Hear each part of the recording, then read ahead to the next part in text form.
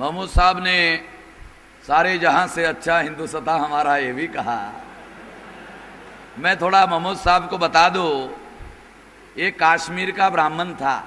आप लोगों को तो यही मालूम है मुसलमान था, मुसलमानों को तो यही मालूम है कि मुसलमान था, मगर ये सारे जहां से अच्छा हिंदुस्तान हमारा, ये ब्राह्मण था, कौल पंडित। एक कौल पंडित नाम का ब्राह्मण था, मुसलमान हो गया। मुसलमान होने के बाद लिखा सारे जहां से अच्छा हिंदुस्तान हमारा। ध्यान रखना, इतिहास भी ठीक से हम लोगों को समझना होगा।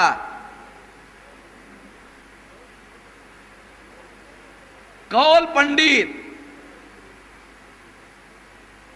कश्मीर के जो कौल पंडित है वो अपने को शुद्ध आर्यन मानते हैं, इसका मतलब विदेशी मानते हैं। जवाहरलाल नेहरू कश्मीरी ब्राह्मण थे और विदेशी नस्ल के थे। जवाहरलाल नेहरू ने खुद ही डिस्कवरी ऑफ इंडिया में लिखा, खुद ही लिखा। इंदिरा के नाम जो खत लिखा, लेटर लिखे, उसमें लिखा, क्या लिखा कि हम विदेशी लोग हैं मगर भगवान ने हमको भारत की सेवा करने के लिए भेजा। ये याद रखना इंदिरा। और सेवा करने के लिए भेजा, कैसी सेवा करने का? हुक्मरान बनने का और सेवा करने का है, हुक्मरान बनने का और फिर सेवा करने का। सेवा तो बहुत तरह की है। जो हमारा आदमी झाड़ू मारता है वो भी सेवा करता है, मगर उसको सेवा नहीं कहा जाता।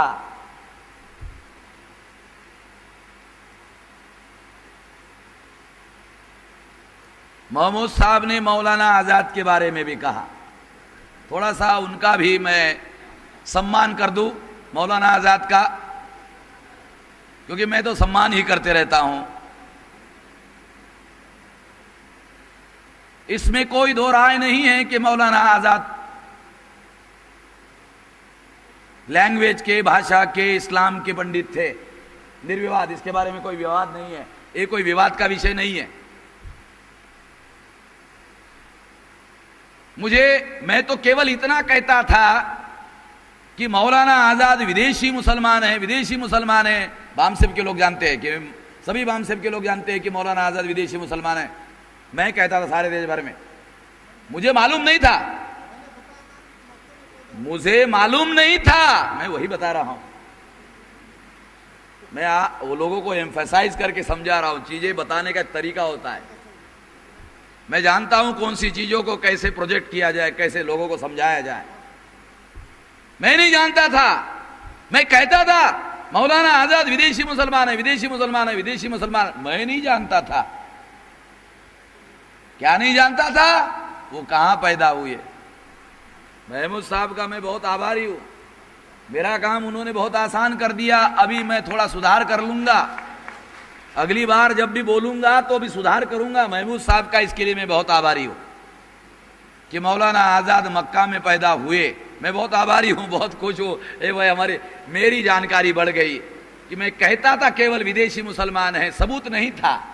मैं तो कभी कभी तीर मारा करता हूं तो तीर निशाने पर लग जाता है।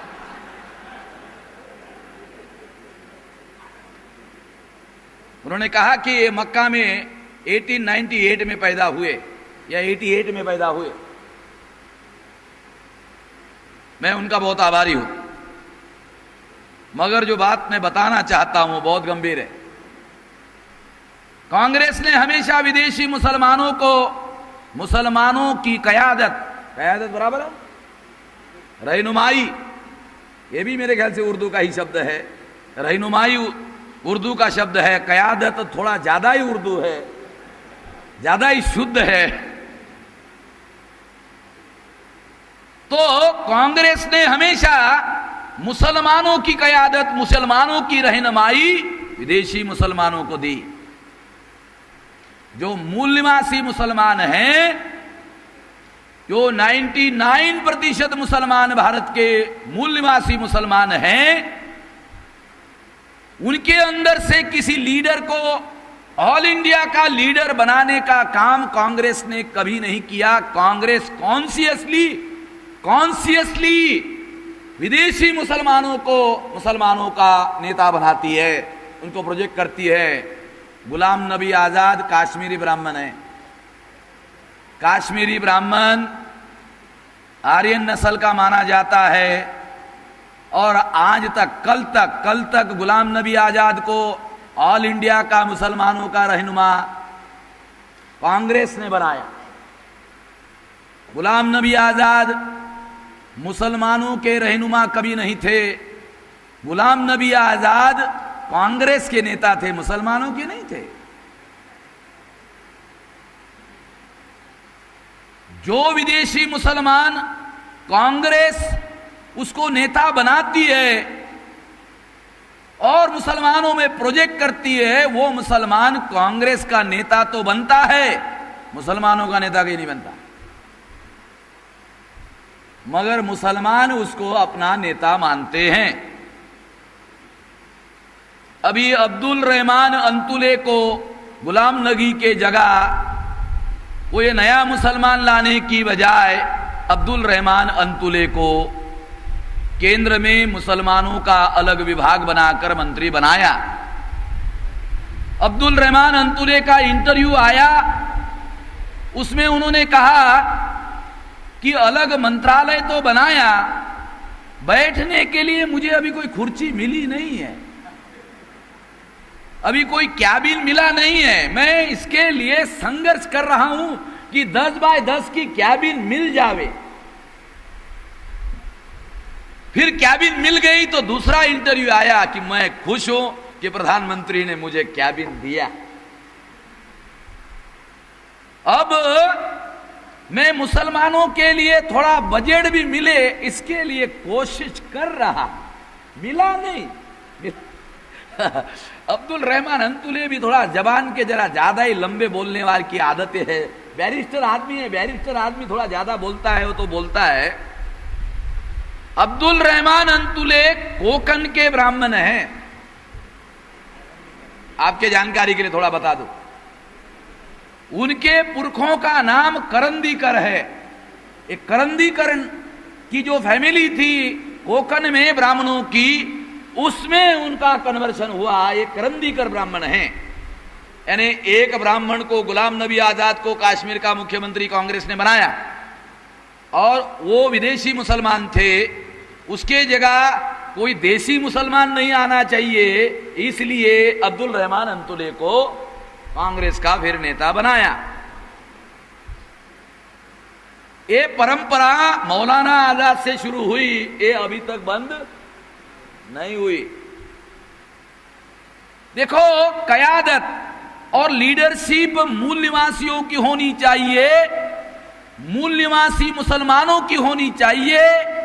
ये कितना महत्वपूर्ण है, कितना बहुत ज्यादा महत्वपूर्ण बात है कि मूल निवासी मुसलमानों की कयादत होनी चाहिए, रहनुमाई होनी चाहिए। क्यों होनी चाहिए?